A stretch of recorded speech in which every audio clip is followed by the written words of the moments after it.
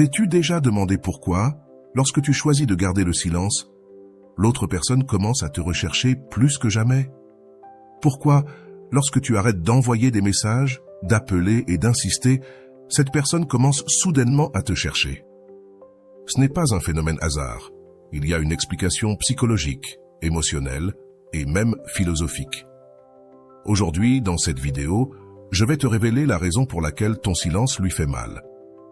Nous ne parlons pas de jeux de manipulation ou de stratégie pour faire revenir quelqu'un. Nous parlons de pouvoir émotionnel, de dignité, d'amour propre.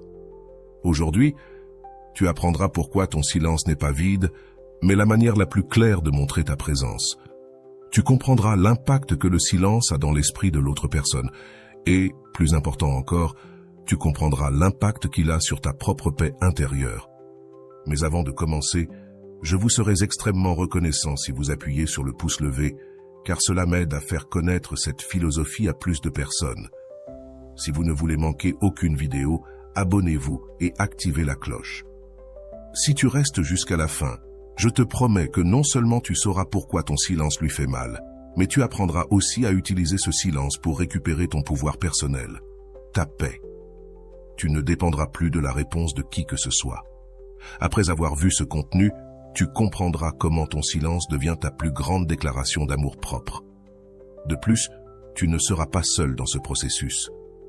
Nous te montrerons des enseignements de la philosophie stoïcienne, de la psychologie moderne, et bien sûr, les précieux conseils de Rolando, mentor en amour-propre et auteur de l'un des cours les plus puissants de transformation émotionnelle.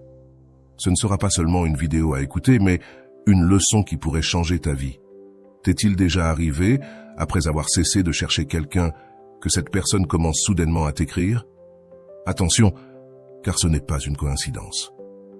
Ce que tu vas découvrir aujourd'hui te permettra de comprendre pourquoi cela se produit, et plus important encore, cela te permettra de décider si tu veux vraiment répondre ou garder ta paix. Le premier point que tu dois comprendre est le suivant. Le silence est plus fort que n'importe quel mot. Quand quelqu'un est habitué à recevoir ton attention constante, tes messages et ta disponibilité, son esprit s'habitue à cette sécurité. Mais tout à coup, tout change. Tu n'es plus disponible, et cela génère une réaction psychologique automatique chez l'autre personne. C'est là qu'entre en jeu l'effet Zeigarnik, un principe psychologique qui explique pourquoi les tâches inachevées restent dans l'esprit plus longtemps. Lorsque quelqu'un reçoit ton attention constante, son cerveau l'interprète comme une tâche accomplie. Mais quand tu arrêtes de chercher, d'écrire, d'insister, tu crées une interruption dans cette tâche accomplie. Et comme l'esprit humain ne supporte pas le vide, l'autre personne commence à penser à toi plus que tu ne l'imagines. Imagine que tu regardes une série télévisée et que soudainement, l'épisode se coupe avant de montrer la fin. Que fait ton esprit? Tu commences à penser à la manière dont cela aurait pu finir. Ton esprit ne peut pas s'en détacher. C'est exactement ce qui se passe avec les personnes. Quand elles ressentent ton absence, elles deviennent spectatrices d'un épisode incomplet. Voici une question importante. T'est-il déjà arrivé, après avoir cessé de parler à quelqu'un, que cette personne commence soudainement à te chercher? Ça t'est arrivé? Si ta réponse est oui, maintenant tu sais pourquoi cela se produit. Ce n'est pas de la magie, ce n'est pas une coïncidence, c'est de la psychologie pure. Ton absence crée un vide que l'autre personne ne sait pas comment combler. Les stoïciens, comme Épictète, Sénèque et Marc Aurèle, ont parlé du pouvoir du contrôle interne, et l'un de leurs principes clés est celui-ci. Tu ne peux pas contrôler ce que fait l'autre personne, mais tu peux contrôler ta réaction. Épictète disait « Ne te laisse pas perturber par les choses extérieures, mais par ton jugement sur elles, et cela est sous ton contrôle. » Quand quelqu'un s'éloigne ou t'ignore, ta première réaction est de chercher des explications. Tu veux comprendre pourquoi cette personne s'est éloignée et tu sens que si tu insistes suffisamment, tu obtiendras une réponse. Mais voici la clé. La réponse ne se trouve pas chez l'autre personne. La réponse se trouve en toi. Ta véritable liberté ne réside pas dans le fait qu'on te réponde, mais dans le fait que tu n'aies plus besoin de cette réponse. Question pour toi. Combien de fois as-tu cherché des réponses là où il n'y avait rien à comprendre? Les stoïciens enseignent que le contrôle ne réside pas dans le monde extérieur, mais dans le monde intérieur. Lorsque tu arrêtes de chercher la réponse à l'extérieur, tu trouves la réponse à l'intérieur. Ton silence est la plus grande preuve que tu n'as plus besoin de contrôler la situation. Ton silence dit « Je ne dépends pas de toi pour être en paix ». Le silence, selon la perspective de Rolando, est la dignité, car la dignité ne se crie pas, elle se montre. Beaucoup de gens croient que le silence est une façon de punir l'autre, mais ce n'est pas le cas. Le silence n'est pas pour l'autre, il est pour toi. La différence entre utiliser le silence comme vengeance et utiliser le silence comme dignité réside dans l'intention. Si ton intention est de faire en sorte que l'autre se sente mal, tu es piégé dans le même jeu de contrôle. Mais si ton intention est de protéger ta paix, alors ton silence devient ta plus grande source de pouvoir. Rolando enseigne également que lorsque tu choisis le silence, ne le fais pas pour attendre une réponse. Fais-le pour toi, car si ton silence est conditionné à l'attente d'une réponse, alors ce n'est pas du silence, c'est de la manipulation. Mais si ton silence est fondé sur ta propre dignité, alors ce silence parle pour toi. Voici une autre question clé. Combien de fois as-tu utilisé le silence comme un cri déguisé?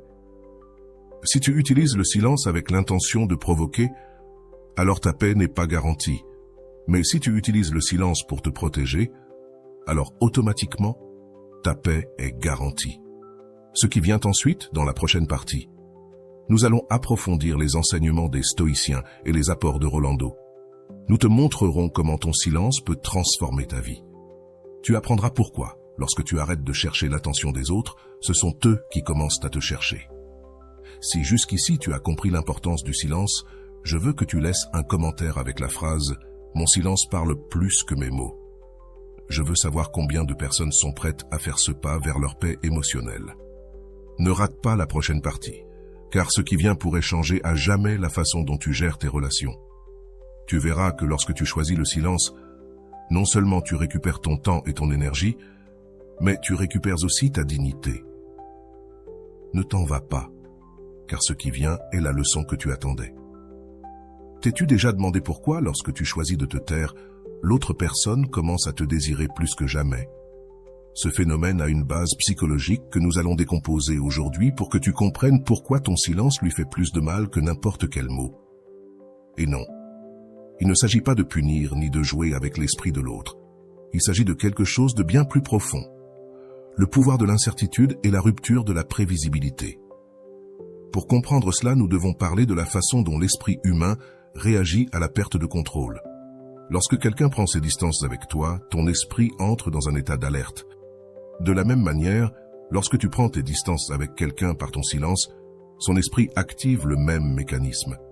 Le cerveau cherche des modèles, cherche de la logique, cherche de la stabilité, mais lorsque tu arrêtes d'agir comme avant, l'autre personne se sent sur un terrain inconnu.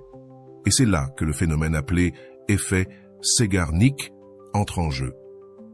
Ce phénomène, découvert par la psychologue Bluma Sneck, explique pourquoi les tâches inachevées restent dans notre esprit beaucoup plus longtemps que les tâches terminées.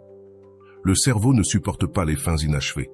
T'est-il déjà arrivé de regarder une série télévisée et de ne pas pouvoir cesser de penser à ce qui va se passer lorsque le chapitre se termine sur un moment de suspense? Cela se passe de la même manière dans l'esprit de la personne lorsque ton silence interrompt le schéma qu'elle avait de toi. Lorsque tu es toujours disponible, toujours rapide à répondre, toujours là pour demander si ça va, l'autre personne s'habitue à ce schéma. Elle sait ce qu'attendre de toi. Mais le jour où tu choisis de changer ce comportement, le jour où tu choisis de rester en silence, tu brises le schéma. Et c'est ici que quelque chose d'intéressant se produit. L'autre personne commence à se demander ce qui se passe. Elle ne le fera pas immédiatement car au début, elle peut penser que tu es simplement occupé. Mais au fil des heures ou des jours, l'esprit commence à activer une alarme interne. Quelque chose ne va pas. Pourquoi son silence lui fait-il mal? Parce que son esprit ne supporte pas l'incertitude. Et voici le point clé. L'incertitude fait plus mal que la certitude. Lorsque quelqu'un sait que tu ne seras plus là, l'esprit l'assimile, l'accepte et s'adapte. Mais lorsque quelqu'un ne sait pas si tu reviendras, si tu es parti ou si tu n'es plus intéressé, l'esprit reste piégé dans un cycle de pensée répétitive. Ce phénomène n'est pas exclusif aux relations amoureuses. Il se produit dans tous les liens humains. Lorsqu'une personne proche change de comportement, l'esprit de l'autre se met en alerte, cherchant à comprendre la nouvelle situation. C'est pour cela que le silence fait mal. Ce n'est pas l'absence de mots, c'est la présence du mystère. Le silence, selon la philosophie stoïcienne, les stoïciens, en particulier Épictète et Marc Aurèle, ont parlé de l'importance de contrôler ce qui est sous ton pouvoir. Et l'une des choses qui a toujours été sous ton contrôle, c'est ta réaction. Lorsque tu choisis le silence, ce n'est pas pour l'autre personne, c'est pour toi. Épictète disait « Ce n'est pas ce qui t'arrive qui te perturbe, mais la façon dont tu juges ce qui t'arrive. » Cela signifie que si quelqu'un t'ignore ou s'éloigne, ce qui te fait vraiment mal, ce n'est pas l'absence de la personne, mais la signification que tu donnes à cette absence. Ton esprit interprète le silence de l'autre personne comme un rejet, un abandon ou de l'indifférence. Mais que se passerait-il si tu choisissais de ne rien interpréter? Lorsque tu choisis le silence, tu changes les règles du jeu. Tu ne cherches plus à interpréter la situation. Tu ne cherches plus à comprendre l'autre, ni à le justifier, ni à l'expliquer. Tu choisis simplement de ne pas participer, non pas parce que tu es froid ou détaché, mais parce que tu comprends que ta paix ne peut pas dépendre de ce que l'autre fait ou ne fait pas.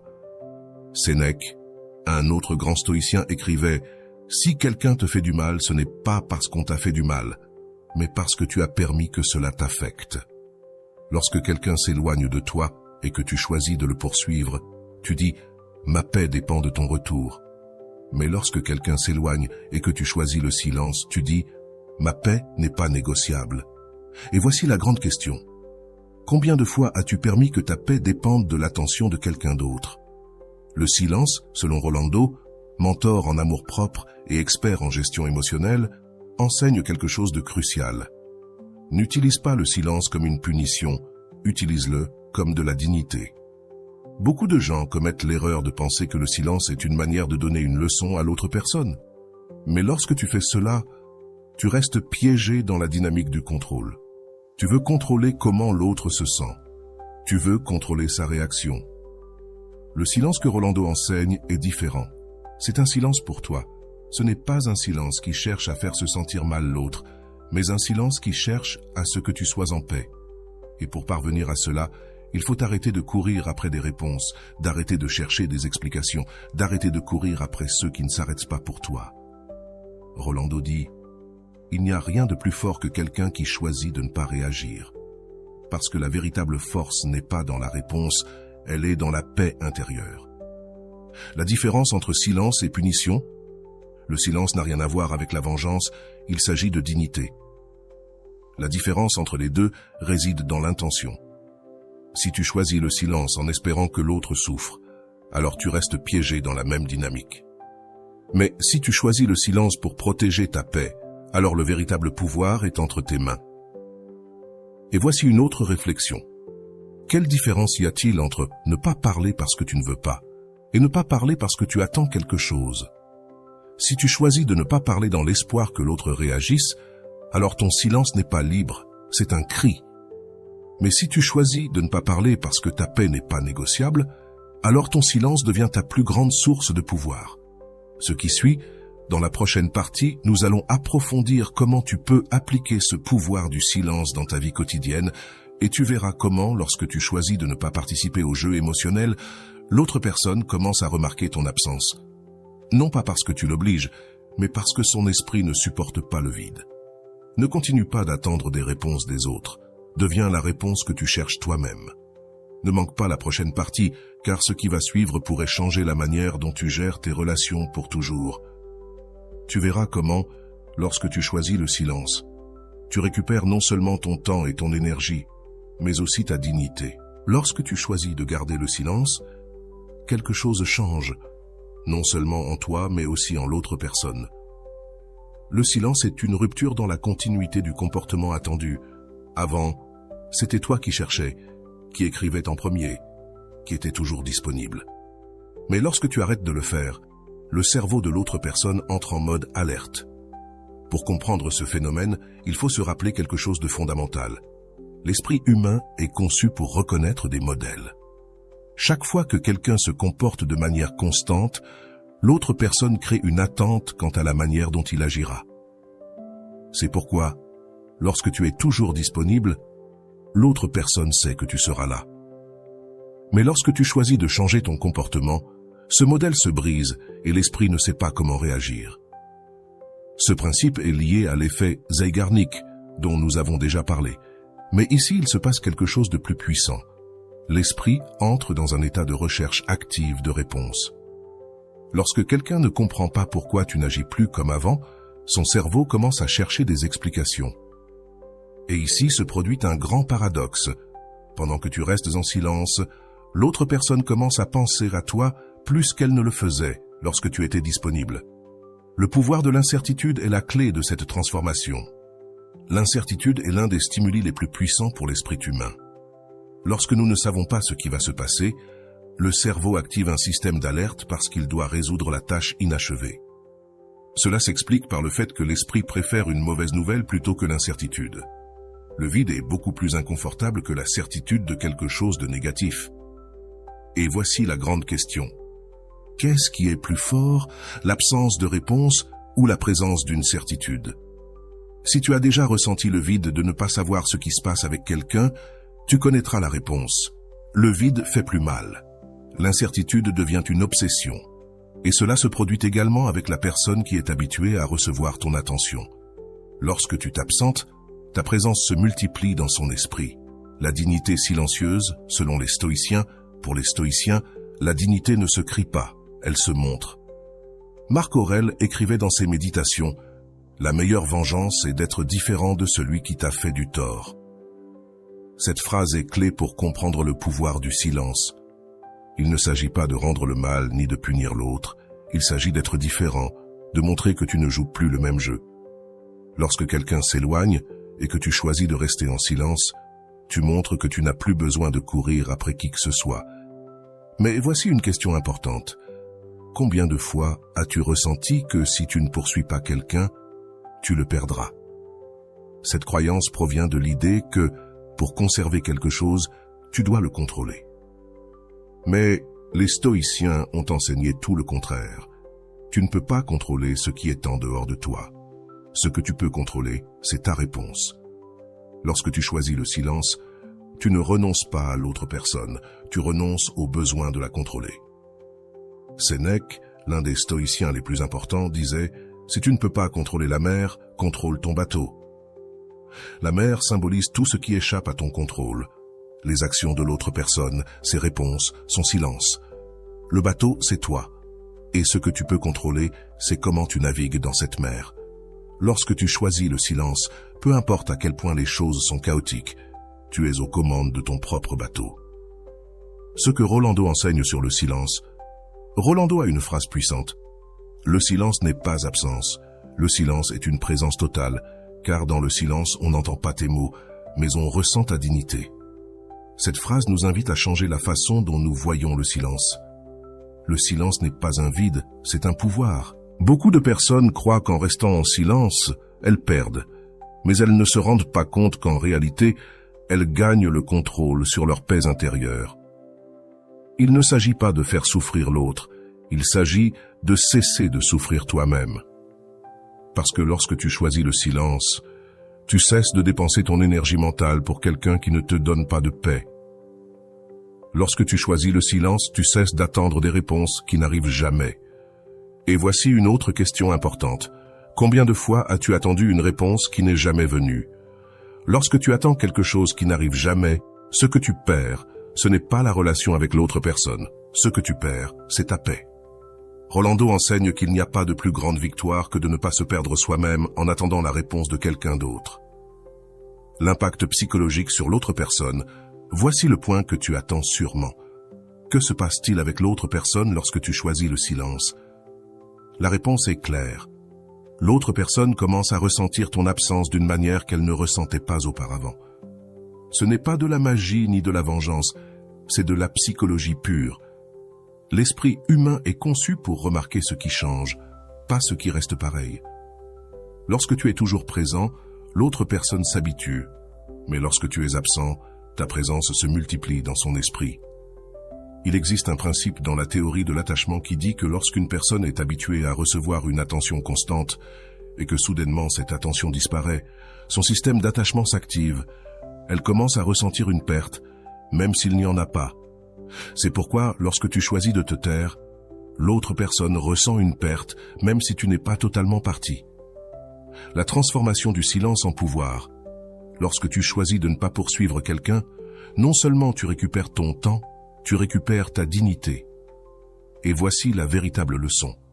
Le pouvoir ne se gagne pas lorsque l'autre te répond. Le pouvoir se gagne lorsque tu choisis de ne pas avoir besoin de la réponse. Ce changement de perspective est crucial. Beaucoup de personnes croient que le silence est une tactique pour faire réagir l'autre, mais ce n'est pas la véritable victoire. La véritable victoire survient lorsque le silence ne dépend plus de l'autre, mais de toi. Si quelqu'un te cherche après plusieurs jours de silence, ce n'est pas parce que tu as gagné. C'est parce que le vide dans son esprit est devenu plus grand que son ego. Mais la question importante ici est, veux-tu vraiment combler ce vide ou préfères-tu continuer avec ta paix?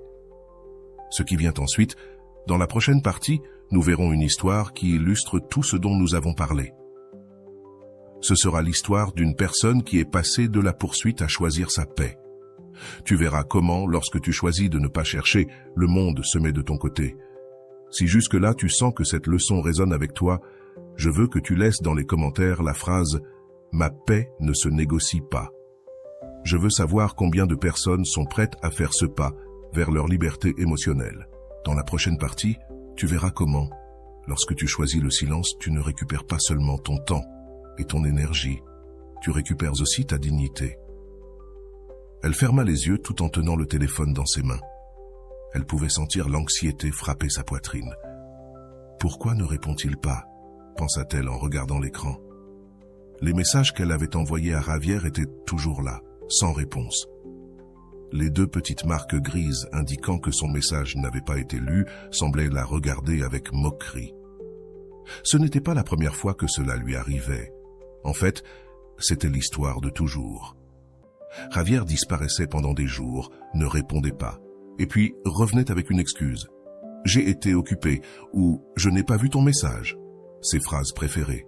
Mais cette fois, quelque chose se brisa en elle. « Plus jamais », se dit-elle à voix basse. Elle posa le téléphone sur la table et se regarda dans le miroir du salon. Ce qu'elle vit ne lui plut pas. Il ne s'agissait pas de son apparence physique, mais de l'expression de fatigue sur son visage.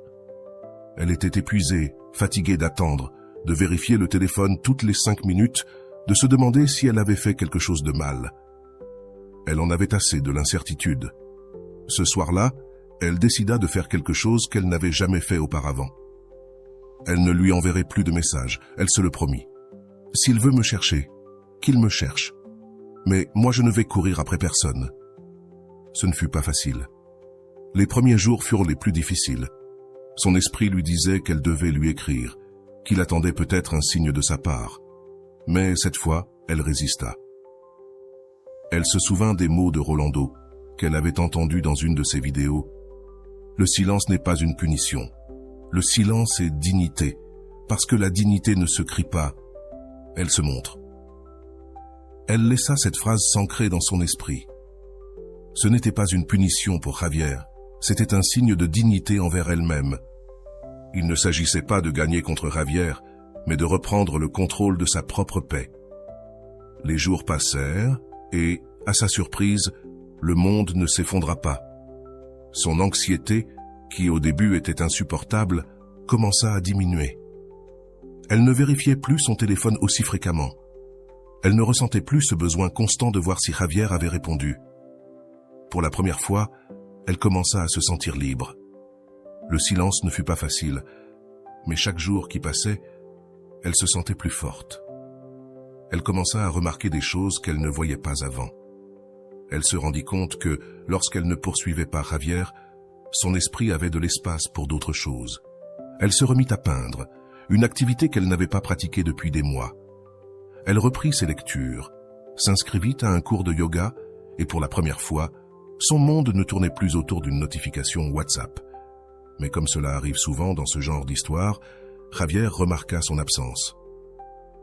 Un après-midi, alors qu'elle sortait de son cours de yoga, Sofia sentit la vibration de son téléphone. Elle regarda l'écran et vit le nom de Javier. « Sérieusement, pensa-t-elle, après 6 jours sans rien dire, maintenant il veut savoir ce que je fais. » Elle n'ouvrit pas immédiatement le message. Avant, elle aurait couru pour répondre, aurait ressenti l'impulsion de saisir l'occasion pour recommencer à lui parler. Mais cette fois, ce fut différent. Cette fois, elle se rendit compte de quelque chose d'important. Elle n'avait plus besoin de cette conversation. Au lieu de répondre, elle rentra chez elle, se prépara un dîner léger, se mit un masque facial et s'assit pour regarder sa série préférée. Le téléphone était toujours là, avec la notification de Javier. Mais cette fois, ce n'était pas une priorité. La nuit arriva et, avant de s'endormir, elle regarda à nouveau l'écran. Son cœur ne battait plus avec anxiété. Elle ne ressentait plus l'impulsion d'ouvrir le message comme avant. Elle décida de s'écouter elle-même et se dit « Aujourd'hui, non. Demain, je verrai si je veux répondre. » Et ce fut le premier grand non. Ce n'était pas pour Javier, c'était pour Sofia. Elle se coucha et, pour la première fois depuis longtemps, elle dormit paisiblement. Le lendemain matin, elle se réveilla en se sentant bien. Elle prépara son petit déjeuner, prit son café et, en se servant, elle vit la notification de Javier. Elle était toujours là, attendant qu'elle l'ouvre. Elle s'assit à la table et, cette fois, décida d'écouter le message vocal. « Salut Sophie, tout va bien ? Je te trouve un peu distante, il se passe quelque chose ?» dit Javier avec une voix calme, mais aussi un peu confuse. « Il se passe quelque chose ?» pensa Sofia en roulant des yeux. « Oui, bien sûr qu'il se passe quelque chose. Le problème, c'est que je n'étais plus là. » Prête à poursuivre quelqu'un qui l'ignorait, elle aurait pu lui répondre « Bien sûr », lui dire qu'elle allait bien, que ce n'était rien. Mais pourquoi le faire ? Pourquoi avoir eu cette conversation qu'elle avait déjà eue tant de fois auparavant ? Cette fois, elle a choisi de faire quelque chose de différent. Elle n'a pas répondu. Le silence a été sa réponse. Ce jour-là, elle est allée travailler avec un sentiment de pouvoir qu'elle n'avait jamais ressenti auparavant. Ce n'était pas du pouvoir sur Javier, c'était du pouvoir sur elle-même. Elle n'avait plus l'urgence de clarifier les choses. Elle n'avait plus à justifier son silence. Son silence ne nécessitait aucune justification. Au travail, sa collègue Martha remarqua son changement. « Hé, Sofia, je te trouve différente. Qu'est-ce qui se passe ?» lui demanda-t-elle. « Rien, c'est juste que cette fois, j'ai décidé de ne courir après personne. » Martha sourit et lui répondit « Tu devrais enseigner ça, parce que beaucoup d'entre nous courent derrière ceux qui ne s'arrêtent même pas. » Cette phrase la fit réfléchir. Combien de fois avait-elle couru après Javier sans qu'il ne s'arrête une seule fois? Cette fois, c'était différent. Cette fois, elle ne courait pas, elle marchait à son propre rythme. Le retour de Javier, 2 jours plus tard. Le téléphone de Sofia sonna de nouveau. C'était Javier, pas un message texte. Cette fois, un appel direct. Elle regarda l'écran quelques secondes, le cœur battant fort. Allait-elle répondre? Non, cette fois, elle resta là à regarder le téléphone jusqu'à ce qu'il cesse de sonner. Quelques minutes plus tard, un message arriva. « Pourquoi tu ne réponds pas? Avant, tu n'étais pas comme ça. » Exact, avant, elle n'était pas comme ça. Avant, elle courait répondre, se justifiait, expliquait sa vie comme si c'était un juge qui devait l'approuver. Mais plus maintenant. Elle s'allongea sur le canapé et pensa à ce que dirait Rolando. « Si tu dois justifier ton silence, alors ce n'est pas du silence, c'est de la peur. » Cette fois, elle n'eut pas le besoin de justifier quoi que ce soit. Elle ne répondit pas au message, ne prit pas l'appel. Et pour la première fois, elle ressentit un calme qu'elle n'avait jamais connu auparavant. Sa paix ne dépendait plus d'un appel. Le premier grand pas de Sofia ne consistait pas à faire en sorte que Javier la cherche, mais à cesser de se chercher à travers l'attention de Javier. Ce n'était pas un jeu de « qui gagne », car cette fois, la seule victoire qui comptait était la paix intérieure de Sofia. Les jours passèrent, et l'absence de Javier ne se ressentait plus comme un vide, mais comme un espace. Un espace pour elle, pour ses livres, pour ses projets, pour son bien-être. Et voici la grande question. Combien de fois as-tu confondu le vide avec l'espace? Sofia comprit la différence. Le vide fait mal, mais l'espace se savoure. Le vide te fait courir après, mais l'espace te permet de te retrouver. Dans la prochaine partie, tu verras comment Sofia affrontera l'une des plus grandes épreuves de sa transformation. Car parfois, le véritable défi ne vient pas des autres. Il vient de ne pas te trahir toi-même. Ne pars pas.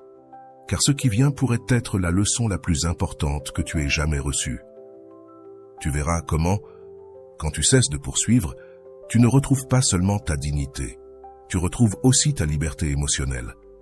Ce qui vient pourrait être la leçon que tu attendais depuis si longtemps. Jour 10. Le soleil se faufilait à travers les rideaux de la chambre de Sofia. Les rayons de lumière éclairaient doucement la pièce, mais cette fois, ce n'était pas le soleil qui l'avait réveillée, mais le bruit de son téléphone vibrant de manière insistante. Avec les yeux mi-clos, elle tendit la main pour prendre le téléphone sur la table de chevet. Sur l'écran apparut un homme familier, Javier. Cette fois, ce n'était pas un message, mais un appel direct. Elle regarda l'écran, sachant qu'auparavant, elle aurait répondu sans hésiter. Mais cette fois, quelque chose en elle avait changé. « Non », murmura-t-elle en regardant l'écran clignoter jusqu'à ce que l'appel se termine. Sofia ne ressent ni anxiété, ni besoin de justifier sa décision. Pour la première fois, elle ne sentit pas qu'elle perdait quelque chose.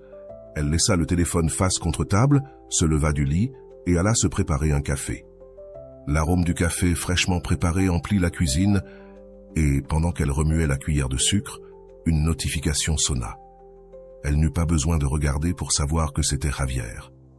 Elle resta un moment silencieuse, regardant la vapeur qui s'échappait de sa tasse. Elle n'avait plus de précipitation. Avant, elle aurait couru voir le message, mais cette fois, elle décida de prendre son temps.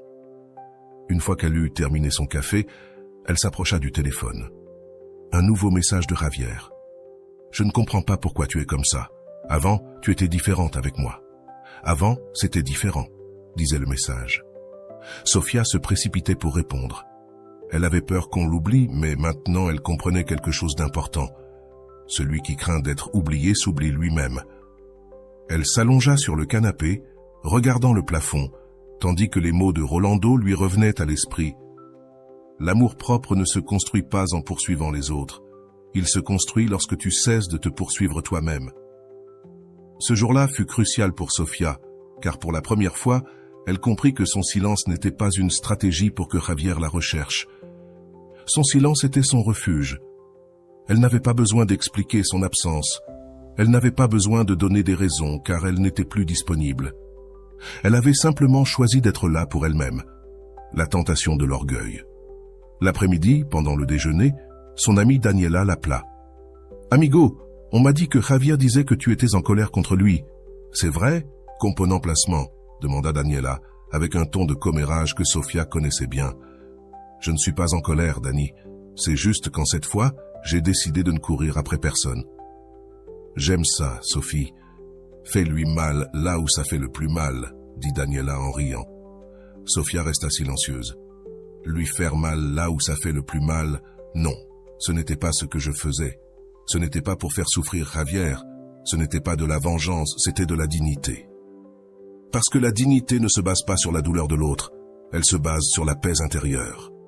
Non, Dani, je ne fais pas ça pour qu'il souffre. Je le fais pour ne pas souffrir moi-même, répondit-elle fermement. Daniela resta silencieuse un moment. Tu as raison, amiga. Ce que tu viens de dire est fort. Je pense que moi aussi je dois arrêter de faire des choses pour que les autres se sentent mal. Le retour de la peur. Le silence continua pendant plusieurs jours. Javier n'écrivit plus, mais quelque chose d'étrange commença à se passer. Sofia commença à douter. Et si on ne me cherchait plus jamais? Le doute apparut comme un petit murmure, mais chaque jour qui passait, il devenait de plus en plus fort. Par le passé, ce doute aurait été suffisant pour briser son silence. Elle aurait envoyé un message pour savoir comment il allait. Mais cette fois, Sofia décida d'affronter le doute de face. Elle s'assit sur son lit, ferma les yeux et respira profondément. « S'il ne me cherche pas, ce n'est pas grave. Je n'ai pas besoin d'être recherchée pour savoir que je vaux la peine, » se dit-elle avec conviction. Les mots d'Épictète lui vinrent à l'esprit. Ce ne sont pas les choses qui nous perturbent, mais les idées que nous avons à leur sujet. Ce n'était pas l'absence de Javier qui la perturbait, c'était sa croyance qu'elle devait être recherchée pour être importante. Et voici la grande leçon qu'elle était en train d'apprendre. L'amour propre ne se construit pas quand quelqu'un te cherche. Il se construit quand tu décides de ne courir après personne. L'impact du silence. Le 15e jour, quelque chose changea. Le téléphone de Sofia vibra à nouveau. Cette fois, ce ne fut ni un message texte ni un appel, mais un message vocal. Sofia le regarda pendant quelques secondes avant de le lire. La voix de Javier semblait différente, moins sûre d'elle que d'habitude. « Sophie, j'ai beaucoup réfléchi et je crois que tu as raison. Je n'ai pas été juste avec toi. Je me suis rendu compte que je t'ai ignoré et je ne veux pas que tu penses que tu n'as pas d'importance. » Sofia pensa « C'est vrai », tout en esquissant un petit sourire. Mais cette fois, elle ne ressentit pas l'impulsion de répondre immédiatement. Elle n'était plus la même Sofia. Elle prit son temps, laissa passer la journée et ne répondit pas. Le lendemain, elle écouta à nouveau le message vocal. Sa réaction était différente. Elle ne ressentit plus le besoin de justifier son silence, ni de saisir l'opportunité de capter l'attention de Javier, car elle n'en avait plus besoin. Le pouvoir de la décision. Lorsqu'une personne cesse de poursuivre une autre, quelque chose d'incroyable se passe. Celui qui se sentait poursuivi se sent maintenant perdu, et c'est exactement ce qui est arrivé à Javier avant. Sofia était toujours disponible. Maintenant, Sofia était devenue la tâche inachevée dans son esprit. Javier ne comprenait pas pourquoi elle avait changé, il ne savait pas. Mais la raison était claire. Elle n'agissait pas pour lui, elle agissait pour elle. Le 20, Sofia reçoit un autre appel de Javier. Cette fois, elle ne regarda même pas l'écran. Elle laissa sonner jusqu'à ce que l'appel se termine. Il n'y avait plus d'anxiété, plus de doute. Il y avait de la paix. Le même jour, elle décida de sortir dîner avec son amie Daniela. Pendant le dîner, Daniela la regarda et lui dit « Sophie, je te jure que je te vois différente. Je ne sais pas ce que tu as fait, mais tu as une autre énergie. » « Je n'ai rien fait, Dani. Je me suis juste arrêté de poursuivre celui qui ne veut pas rester. C'est ça, la différence. Le pouvoir du silence se transforme en paix. » Les derniers jours avaient été les plus tranquilles pour Sofia depuis longtemps. Il n'y avait plus besoin de chercher, plus besoin d'attendre sa paix. Elle ne dépendait plus d'un message. Une nuit, alors qu'elle se couchait pour dormir, elle entendit à nouveau les mots de Rolando. Ta paix n'est pas dans la réponse que quelqu'un te donne. Ta paix est dans le fait de ne pas avoir besoin de réponse. Et pour la première fois, elle comprit entièrement cette phrase. Le silence n'était plus son arme, c'était son refuge. Le silence n'était plus une vengeance, c'était de l'amour propre. Ce n'était plus un cri dissimulé, c'était une paix absolue. Dans la prochaine partie, nous verrons comment Sofia fait face à la dernière épreuve de cette histoire. Car la dernière épreuve n'est pas le silence, c'est de ne pas te trahir toi-même. Tu verras que lorsque tu choisis ta paix, tu ne récupères pas seulement ton temps et ta dignité, mais tu récupères aussi ta liberté émotionnelle. Le 25, le soleil se faufilait à travers les rideaux de la chambre de Sofia. Cette fois, il n'y eut ni vibration, ni appel, ni message de Javier. Le silence ne l'effrayait plus. En fait, pour la première fois depuis longtemps, elle apprécia la tranquillité. Le petit déjeuner fut spécial. Elle prépara des toasts à l'avocat, se sert un café avec de la mousse de lait et s'assit à la table avec son livre préféré. Elle ne regarda pas une seule fois son téléphone. Elle se sentait maître de la situation. Elle n'attendait plus. Elle n'était plus préoccupée par le fait de savoir si Javier écrirait ou non. La véritable paix arriva quand elle cessa d'attendre. La journée fut tranquille, remplie d'activités qu'elle avait laissées de côté pour être attentive à une conversation qui ne venait jamais. Nettoyer la maison, écouter sa musique préférée et même danser seule dans le salon. Tout à coup, elle se rendit compte qu'elle ne se souvenait plus de la dernière fois où elle avait fait ça. « Je m'étais oubliée », murmura-t-elle en tournant avec les bras étendus, sentant la liberté dans chaque mouvement. Le dernier appel en fin d'après-midi, le téléphone vibra à nouveau. Cette fois, ce ne fut pas un message, mais un autre appel de Javier. L'écran afficha son nom pendant quelques secondes. Sofia regarda le téléphone et, au lieu de ressentir de l'anxiété, elle se sentit libre. Il n'y avait pas d'urgence à répondre, pas de hâte à saisir l'occasion. Cette fois, sa paix ne se négociait pas. Elle resta assise sur le canapé à regarder l'écran clignoter jusqu'à ce que l'appel se coupe. Elle ne répondit pas. Elle se sentit calme, elle se sentit puissante. Mais ce qui se passa ensuite la surprit. Vibration, nouveau message vocal. Cette fois, Javier n'attendit pas, il décida de parler directement. « Sofia, je ne comprends pas pourquoi tu agis ainsi, je ne comprends vraiment pas ce que je t'ai fait. Si tu es en colère, parle-moi, ne me laisse pas avec cette incertitude. » L'incertitude, là, elle était, la même incertitude qu'elle avait ressentie tant de fois avant. Maintenant, c'était Javier qui la ressentait. « Maintenant, tu comprends ce que ça fait, » dit Sofia doucement en regardant le téléphone. Cette fois, il n'y avait rien à expliquer. Son silence était l'explication, le moment décisif. Le lendemain matin, alors qu'elle se préparait pour sortir au travail, sa collègue Martha lui demanda « Et alors, tu lui as répondu ?» Sofia secoua la tête. « Non, Martha, je n'ai rien à lui dire. »« Mais Sofia, il te cherche, c'est ton moment, » dit Martha. Sofia, surprise, répondit « Non, Martha, ce moment n'est pas à lui, il est à moi et cette fois, je ne vais pas gaspiller ma paix pour satisfaire son ego. » Cette réponse laissa Martha en silence et Sofia le savait, car il ne s'agissait pas de faire souffrir Javier, il s'agissait de comprendre que sa dignité n'était plus en jeu. La leçon stoïque ne réagit pas, décide. Les jours passèrent, et bien que Javier continuait à écrire de temps en temps, Sofia ne réagissait plus. Elle ne répondait ni aux provocations, ni aux tentatives d'attirer son attention. Sa paix n'était pas négociable. Marc Aurèle écrivait dans ses méditations « Élimine le besoin d'approbation extérieure et tu trouveras la liberté intérieure ». Et c'est exactement ce que fit Sofia. Elle ne jouait pas à être difficile, elle ne punissait pas Javier, elle se libérait elle-même. Elle comprit que tant qu'elle aurait besoin de l'attention de Javier pour se sentir bien, elle ne serait jamais libre. Son silence n'était pas vide, il était liberté. Un jour, en rentrant du travail, son téléphone vibra à nouveau. Elle ne s'attendait à aucun message, mais il était là. Cette fois, Javier avait envoyé un texto, pas un message vocal. « J'ai beaucoup réfléchi. Pardonne-moi si je t'ai fait sentir ignoré. Je ne voulais pas te faire de mal.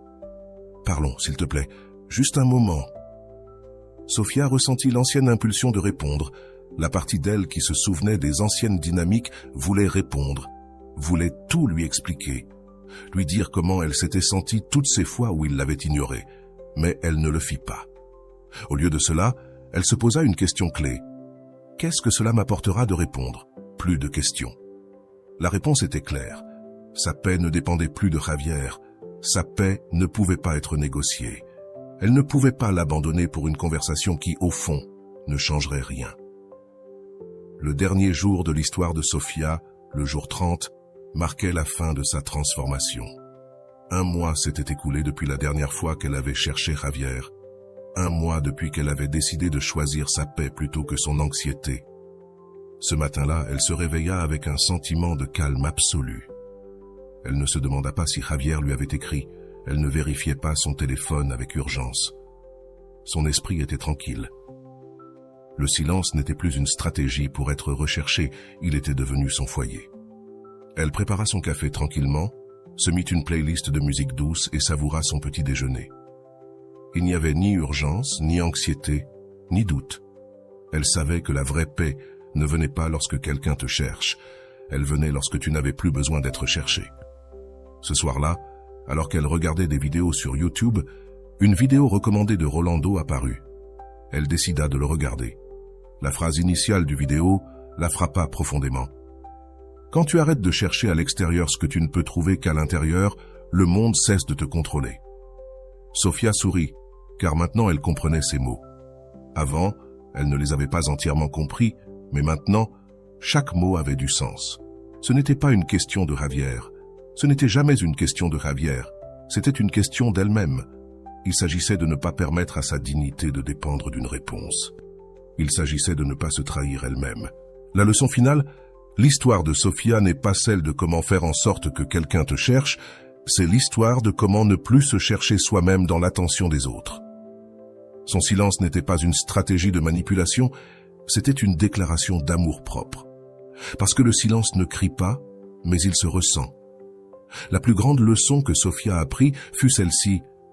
Je n'ai pas besoin qu'on me cherche pour savoir que je vaux la peine. Et cette leçon changea tout. Si cette histoire a résonné en toi, je veux que tu laisses la phrase « Mon silence n'est pas une absence, c'est de la dignité ». Je veux voir combien de personnes sont prêtes à faire ce pas vers leur paix émotionnelle. L'histoire de Sofia est le reflet d'une situation que beaucoup de personnes ont vécue. La recherche désespérée d'attention, l'anxiété d'être remarqué et l'attente de réponses qui n'arrivent jamais. Mais au lieu d'être une histoire de défaite, c'est une histoire de transformation, d'amour propre et de dignité émotionnelle. Dès le début, Sofia était piégée dans une dynamique avec la psychologie de l'attachement. La théorie de l'attachement de John Bowlby nous dit que les personnes ayant un style d'attachement anxieux ont tendance à chercher une validation constante de ce qu'elles aiment.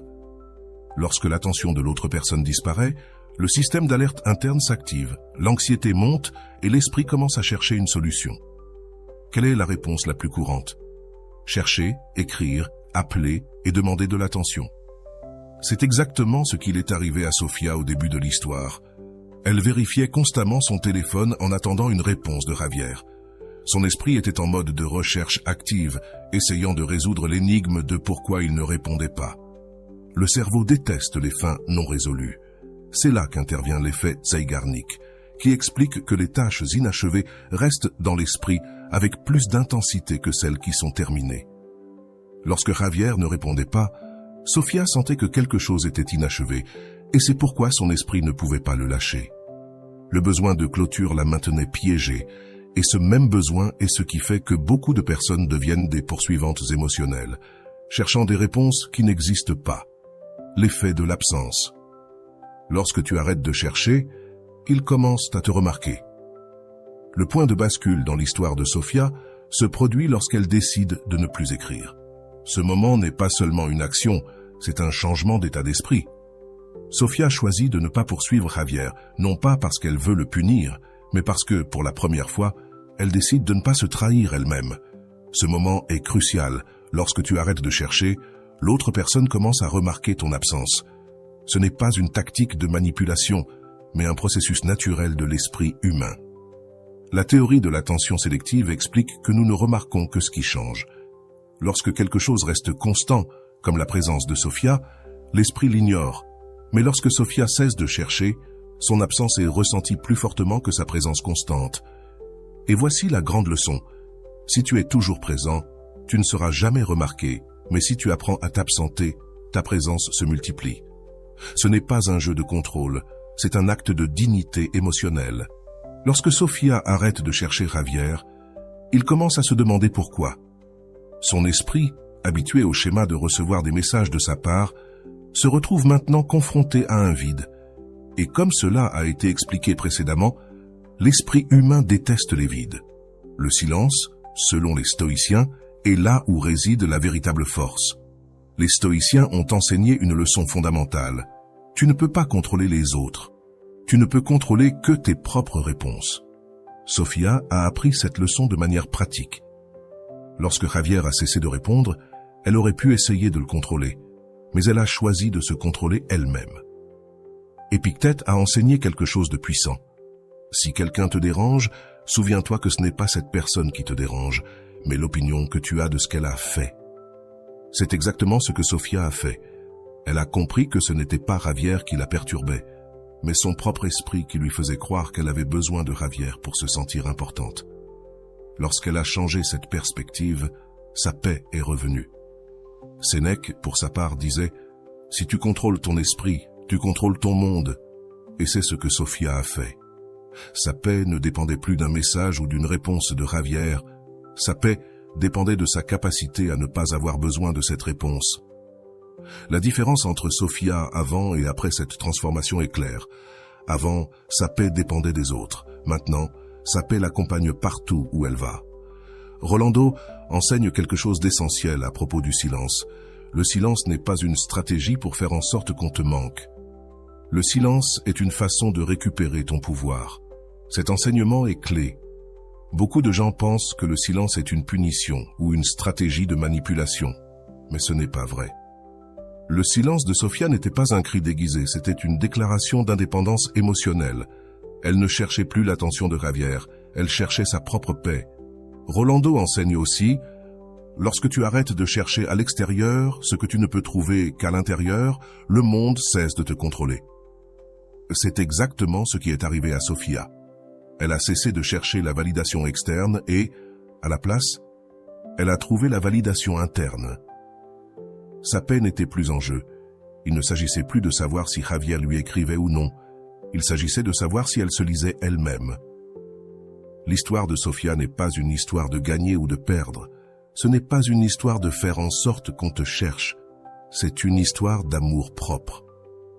Le plus grand ennemi de Sofia n'était pas Javier. C'était son propre esprit anxieux, l'esprit qui lui faisait croire qu'elle avait besoin d'une réponse, qu'elle devait justifier son silence, qu'elle devait saisir l'opportunité de parler avec Javier. Mais lorsqu'elle a vaincu cette partie de son esprit, elle a vaincu son pire ennemi. Le silence n'est pas absence. Le silence est dignité, car lorsque tu choisis le silence, tu n'es pas en train de disparaître. Tu es en train de revenir à toi-même. Il ne s'agit pas de faire en sorte qu'on te manque.